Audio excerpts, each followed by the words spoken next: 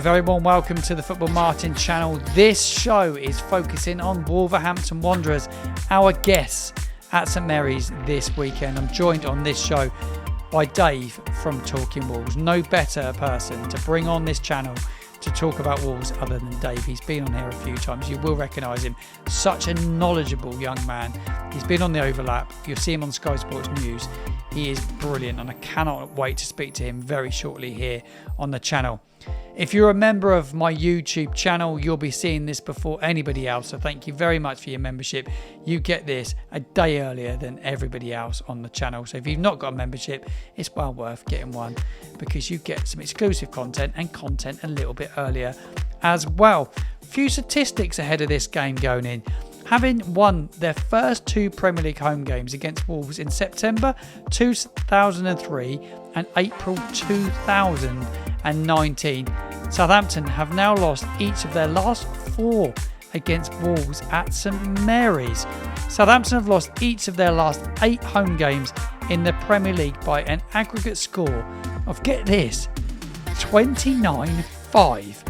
In England's top flight history, only 3 sides have ever lost 9+ in a row at home within a single season. Birmingham City in 1985-10 and Wolverhampton Wanderers are opponents this weekend in 2011-9 and Watford in 2021-22 season 11. The Saints have lost 6 Premier League games in which they've scored the opening goal this season. In the competition's history, only Southampton themselves and Blackburn Rovers in 92-93, both 7, have ever lost more, going 1-0 up in a single league campaign. Not great statistics to kick off this show. Right, let's get Dave in from Talking Wolves. Let's have a little look at our opponents and we'll get a score prediction from him for the weekend's game as well. Get involved in the comments box below. Give me your thoughts on how you think Saints will fare this weekend. And give me your thoughts on our guest today, Dave from Talking Wolves. Dave's back on the channel, Talking Wolves. Dave, great to see you. First and foremost, how are you? I'm very well, thank you, Martin. Yeah, all good. Been probably similar for you guys, a long old season. I'm actually looking forward to it to finish now, to be honest. But no, other than that, personally, I'm all good, thank you. Yeah, I've seen you on the Overlap. Some great appearances on there. Congratulations. Thank you always you. speak really, really well. If you want to speak about Wolves, you go to Dave. And guys, go check out his channel as well at Talking Wolves. I will leave all his channel notes, and you can go and give him a follow in the show notes. So thank you, man. Thank you. Go give Dave and Talking Wolves a follow. Does really good reaction videos as well. So after the game, similar to what I do here on the Football Martin channel, he would talk about the game and how it unfolded. And I watch them regularly, so I've got a bit of an idea of what's happened at Wolves. It seems a long time ago, doesn't it, since Southampton were at Molineux. That defeat for Southampton on the day, it was a really good victory for Wolves. It seems a while ago now, doesn't it, Dave?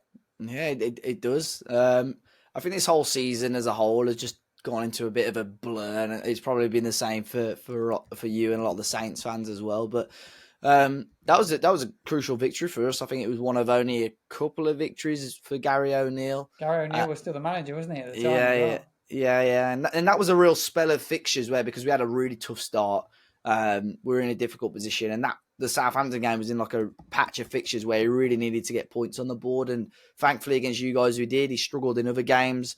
I think that Southampton win definitely papered over some of the cracks and obviously kept him in a job for a little bit longer. But it seems a lifetime ago now, really. But I am looking forward to this weekend, and I'm not at the same time, because I think on paper and a lot of neutrals looking at this game will expect Wolves to go to St Mary's and get a win. But I think it's not going to be as straightforward as that, to be completely honest. Yeah, 2-0, wasn't it? It finished up. I just had to refresh my memory. I remember it was 2 goals, 2 decent goals as well. Scored very early in that game. Yeah. I remember you scoring really early in that game, and I remember feeling absolutely flat. And then Ryan Manning pulled one back, and it got disallowed. There was maybe Matheus Fernandez committed a foul. It was all controversial, and then there was a lot of controversy potentially around the second goal and the build up to it. But in the end, really, Saints didn't really trouble you that day at Wolves, I didn't think, at Molineux. You were the better side. I've got to give a shout out to the Wolves fans, actually. The atmosphere, I've been to a lot of games this season up and down the country. The atmosphere on that, it was kind of a misty day, I remember, when I went there. It was a bit foggy. It was foggy a lot during in the middle of the winter, wasn't it? But I Yeah. just remember the atmosphere in Molineux being really good. I know a lot of fans talk about the away end not being great and it's stretched out. I've been to far, far worse away ends. Got to say, the Wolves fans in the stadium would, without doubt, that day, they were the 12th men. They were, Yeah. without any Yeah. question. Brilliant Yeah. fans. Yeah. Brilliant fans. We've had, we Wolves fans are capable of that, but I would say pretty much since COVID. I mean, before COVID, under Nuno, who again is doing fantastically with Forest, but under Nuno, it was just the atmosphere was just unbelievable. It was fantastic, and I think a lot of fans coming to Molineux were like, "Wow, like this is crazy." Yeah, And really since special. then, we've struggled, and it's a conversation we tend to have maybe every other home game now, where people are moaning about the atmosphere or the lack of support and stuff. But ultimately, and you probably have it at St Mary's, it sort of goes hand in hand with performances on the pitch. If you're seeing hard work and wins and performances on the pitch, then that'll normally go to the fans as well, and you get much better atmosphere. So I think it's been really, really poor at Molineux. I'd hate to look at the amount of goals or the amount of wins that we've actually had at home over the last few years, because I'd assume it's way lower than I would even expect. But when we're on it, Wolves fans are special, and they, like you said, they can be the 12th man, definitely. Yeah, the fans can be so important. I just remember that stand to my right hand side Hmm. just being incredible. The fans there were just Yeah. immense. They were really good and really lifted the players. And look, you've had a massive turnaround since I spoke to you last. You were rock bottom for such a long period of time in the season, weren't you? But you changed manager, and all of a sudden, it worked for you. You had a new manager bounce, didn't you? You had a Hmm. proper new manager bounce. Yeah, it helped us a little bit. I think the fixtures, they weren't the easiest of fixtures. We played, obviously, Leicester in Vitor's first game, which again, you go into that game, Leicester struggling. I'm not sure if they had Van Nistelrooy at the time. They may have just had him early doors. And we beat them 3-0 first game. And I was all Mm. happy days. And then we played Manchester United at home, beat them. And then we went to Spurs and got a draw. So you've got sort of 7 points there from his first 3 games, which is a brilliant Mm. return.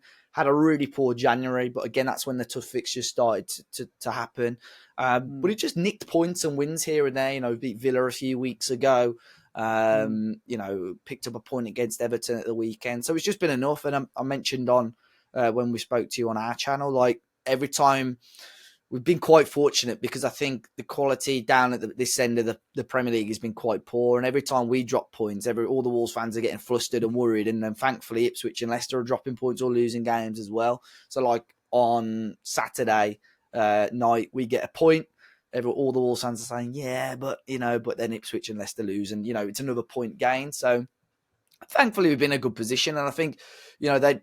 I was surprised with how much they backed the manager in January, and that was nothing against him. I just didn't think the club would overly back him, and they did spend a lot of money. He was desperate for signings, and I think Fosun, our ownership, towards the end of January probably realised, right, I think if we want to stay in the Premier League, we might have to spend a bit of money here, and they did, and it seems to be working at the moment. So, Yeah. we've got yourselves. We've still got to play Ipswich in a few weeks. We've still got to play Leicester. We've still got to play West Ham.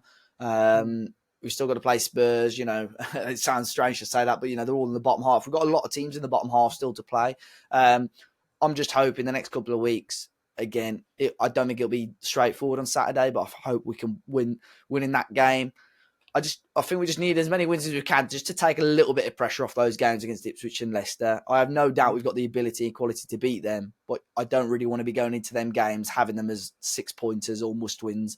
We just need to keep that little bit of breathing space between us and them at the moment. Yeah, you have got that breathing space at the moment. You're in a good position, really. When you look at Mm-hmm. it, was it 5 points now? Clear? I think it's six. I think it's six. Six Games? now, and we've got a 6 much clear. superior goal difference. So really, Yeah, they need to which be is worth picking up another points in point, 3 isn't it? games. Really? Yeah, exactly that. Yeah, yeah. Yeah, So you're in a great spot. A win at the weekend would be mega. You must be targeting Southampton away as a game that you really want to see your team go and win. yeah, Matheus Cunha is missing. He's been one of the standout players in the Premier League. And if you were picking fantasy teams, he's been in mind for long periods of it. He's obviously not at the moment because he's suspended. He has a fiery side to him as well, doesn't he? What's he mm. been like, Matheus Cunha, this year? Yeah, I mean, yeah, you've summed it up there. He has been fantastic, and it's a shame because the fiery side sometimes can sort of taint his quality. A lot of fans, I think we are all expecting him more than likely to be moved on in the summer. Mm. But it's a shame because he's been fantastic, but then he has his actions like he did about a fortnight ago, and all of a sudden everyone's like, "Well, I'm not bothered. He can go. I'm not because as good Mm. as he's been, we don't really want that." And a lot of fans are blaming him for us Mm. actually losing in the FA Cup. We have full belief that it was in the last minute of extra time, but we Yeah, it just was think late if on, wasn't it? we just think if we had him in the penalty shootout, he would have helped us win that game because we're one kick away from winning it. But also because of a daft ban, which will be 3 games. I have no doubt they'll add some more on for his reaction afterwards as well. We're just waiting to wait for the hearing. He's missing arguably the most important 4 or 5 games of the season because we play Yeah. Everton, yourselves. We've got Ipswich towards the end of what will be the probable ban as well. But I mean, ignoring that, the quality that he's shown, he's dragged us through games on his own at times. It has genuinely been the Matheus Cunha show, and there have been games this season where if Matheus doesn't show up, Wolves just won't. You just know Wolves won't get anything out of the game. The one game in particular that I remember towards the start of the year was against Chelsea, and it was when a lot of the transfer speculation was going on in January. And I went to Stamford Bridge, and the game kicked off, and I looked at Matheus Cunha, and the body language was awful. And I just thought this is going to be a long, long evening. I think we ended up losing 3 or 4-1 that game. Vitor Pereira called him out after that game, and everyone's like, "Oh, okay, what's going to go on now?" But he stayed, he signed a new contract, got a release clause in there, which probably suits him more than the club, to be fair. But yeah, look, I have no doubt he'll be moved on in the summer, and it's just all about how Wolves replace him. But this summer for us is huge because we should not be in this position or shouldn't have been flirting with the bottom 3 for as long as we have done. And the club need a serious shake up and a wake up call in the summer to avoid this happening again. What needs to happen in the summer, do you think, so it doesn't happen again?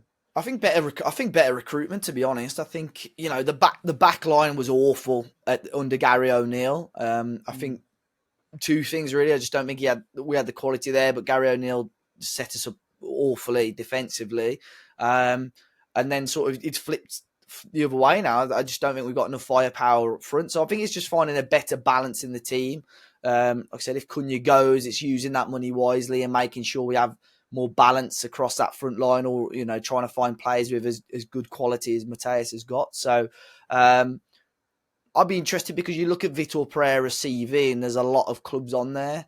I would say he'd be with us next season, but come the end of the campaign, if he's moved on, whether it's Wolves moving him on or whether he just holds his hand up and says, "Yeah, I'm leaving," it sort of wouldn't surprise me either, to be honest. But I like his confidence as a manager, in terms of the confidence that he brings to players and fans. Gary O'Neill made comments after our really poor run, and he says, "Well, if you look at the bookies' odds, we wouldn't have been favourites to win many of those games." And that's just the complete wrong attitude to have. Whereas, Terrible. yeah, Vitor Pereira's almost got the opposite, where he's saying that he believes some of his players are the best in the Premier League, which, yeah, they're probably not. But that's a much nicer thing to hear than what Gary O'Neill was saying. So it's a lot more positive, the atmosphere and the attitude. And yes, there's been once or twice where people have questioned Vitor, his either selections or substitutions, but people seem to be a lot more content with where the club's at and what direction we seem to be going at the moment. Yeah, get the season done and then it stabilise in the summer. Goalkeeper wise, is he now down who his goalkeeper is? The Pretty new much been manager? Jose Sarr, to be honest. I think since Vitor came in, Sam Johnson had a little bit of a spell just before Yeah. he came in, sort of the late Gary O'Neill time, and then I think in the summer it'll probably be looking for a new goalkeeper again. Southampton fans might be aware we were quite heavily linked with Ramsdale. Didn't really want to be spending the money that Arsenal were demanding at the time. I think we were looking maybe more at a low move. But Sarr's a weird one. He can have fantastic games and then he can drop some absolute clangers. So for us, it's trying to find someone a little bit more consistent. Sam Johnston isn't an awful goalkeeper, but I don't think he's a quality of goalkeeper that I would want in between the sticks for the direction I'd want Wolves to go at the moment. So I think that department needs a bit of a refresh. But Wolves have been looking at that for a few years. They've looked at younger goalkeepers, maybe bringing in an understudy to sort of build their way into the first team. but it is a difficult position to replace. Teams goalkeeper's only have one goalkeeper, and if they're good enough, teams will be quite reluctant to move a goalkeeper on, really. Yeah, I spoke about Aaron Ramsdale, and when I come onto your show, he's been magnificent this season. He's staying in the Premier League next year, so he'll become available. He's got a relegation clause in his contract, 18 million apparently is reported. I think he's an absolute bargain for anybody. Yeah. 18 million. He's a brilliant goalkeeper. Yeah, it's sort of split opinion on Ramsdale because he's like a West Bromwich Albion fan as well, and obviously they're our fierce rivals. He's wound us up a little bit when Arsenal played there, but I remember when we were quite heavily linked with him, it was a real split between the Wolves fan base because there's some that are really loyal to the team as such and saying no, don't want him, and then other people saying, well, who cares who he supports? He's a great goalkeeper, bring him in. So for 18 million, I wouldn't be surprised to see. I think someone will snap your arm off for that price anyway. Yeah, he's been brilliant, absolutely unbelievable. He's kept so many scorelines respectable. You'll stay up this season, Dave, won't you? I hope so. I think I'm normally very positive, so I have full belief that we've got more quality than everybody else. Maybe about 4 or 6 weeks ago, I would have said that I felt like Ipswich had a chance just because of the fight and passion as such as they might have had over us. But I think now, looking on, I just think we are too good. We are better than Ipswich and Leicester. So yeah, I think a win on Saturday, fingers crossed. And then probably 1 or 2 more wins and we should be absolutely fine. But like I said, we got a nice run of fixtures after the international break. We've just got to take advantage of those, really. Yeah, who do we look out for the weekend? Obviously, Cunha's not playing through the suspension, but who else has, since we last played you, that's come into the side that you said, should have a look at him on the weekend? The midfield two have been crucial. Andre and João Gomez. João Gomez obviously was with us. He scored at St Mary's actually on his debut a couple of years ago. I was there that game. And I was a little bit not concerned as such because he hadn't been fantastic. Well, obviously Mario Lemina showed his true colours. You would have seen the true Mario Lemina, and when for the first sort of 18 months of having him at Molineux, Wolves fans are like, what's all the fuss been about? But he's been fantastic. He got the captaincy this season and really showed some real petulance. When things weren't going our way, he started scraps with certain players, and after the West Ham game, lashed out at Jared Bowen. Gary O'Neill took the captaincy off him, and then obviously ended up moving on and to going back to Turkey with Galatasaray. So there was a little part of me thought, are we going to be able to replace what he gave us previously in the midfield? But Andre, who had signed in the summer, has been phenomenal. And then João Gomez next to him. Even on Saturday, I have no doubt Andre will start. Just watch him and the way that he moves the ball and his composure and his quality on the ball is fantastic. In terms of the forward line, it's difficult because without Cunha, we do struggle to create things.